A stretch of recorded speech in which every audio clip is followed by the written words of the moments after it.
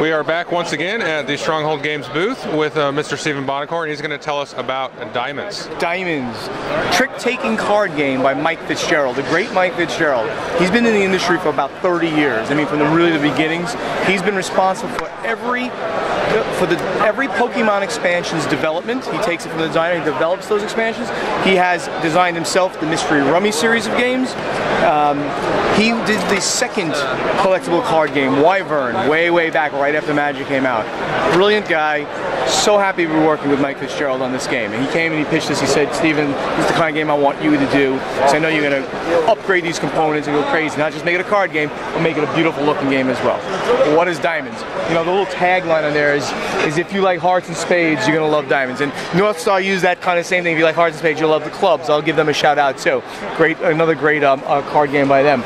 It is a trick-taking card game. You know, if you think Whist, think games like that, where someone's going to lead a card, and then everyone must follow suit. The highest card played in the suit will then take the trick. When you win a trick, something occurs called a suit action. And we're going to talk about what suit actions are in a second, a little cheat sheet here about them. I'll tell you about them in a second. One of the more brilliant things about this game is that when you don't win a trick, when you don't follow suit, you also get a suit action. So you're constantly doing things in this game, and the suit actions are the really powerful things that you can do to manipulate the diamond crystals that are there in the center of the table, called the supply, and manipulate them to come to the showroom, which is the space right in front of the player, or into their vault, which is behind there. That is your vault. Everything you see here is part of the game.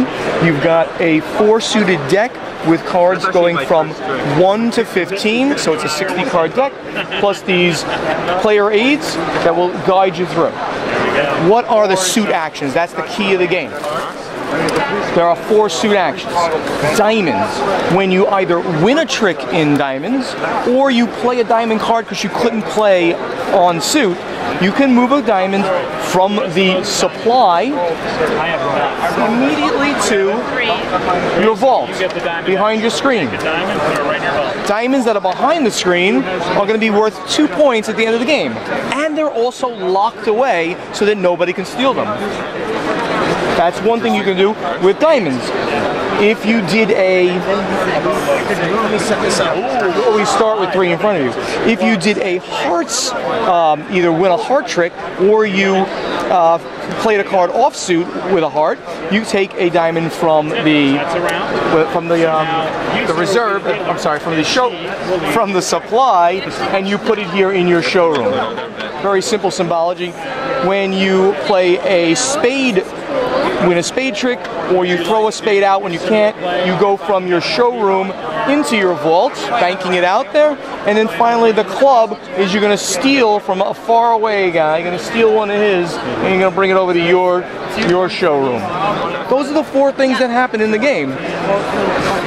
Beautiful, beautiful. 130. Loved it. Yeah, people are getting up from right now. They're saying they love it. Beautiful 130 acrylic crystals in the game, plus these player screens and these cards. We did this in an Art Deco style. You probably can't pick this up on there, but this is gold metallic ink on a 6C printing process, not a standard 4C, 4-color, 6-color. So they overlay this with gold metallic inks. So you can see the 4 suits. Hopefully I can get all 4 of them in the purple card as well somewhere in here. I seem not to have one. There we go. All with these Art Decos. If you think the Great Gatsby, the Roaring 20s, that's what they look like. Gold metallic print on this side, and gold and silver metallic print on the other side. So as usual with all of my games, I don't just put out a card game. I'm going to put out a card game with really great upgraded components. Did you like it, sir? I enjoyed it. There you go. Unsolicited. How does the game end? The game ends. You're going to play. You're going to deal out all the cards, every hand, and you're going to play them all. Excuse me. You're going to play every card. That's the end of a round. In a 6-player game, everyone's going to deal once. In a 5-player game once, in a 4-player game once, and then with a 3 or a 2, you're going to be going twice. Okay? So you play from 2 to 6 players. After you play that number of rounds, you score the points. In front of you in your showroom, it's going to be 1 point per crystal, and behind it's going to be 2 points per crystal. These guys over here are worth 5 points. You just make change with the big red acrylic crystals. Gotcha. And these are really, really lovely, tactile feel to a game. Yeah. As you throw the crystals around, stealing from other people, trying to get them into your vault and stuff like that.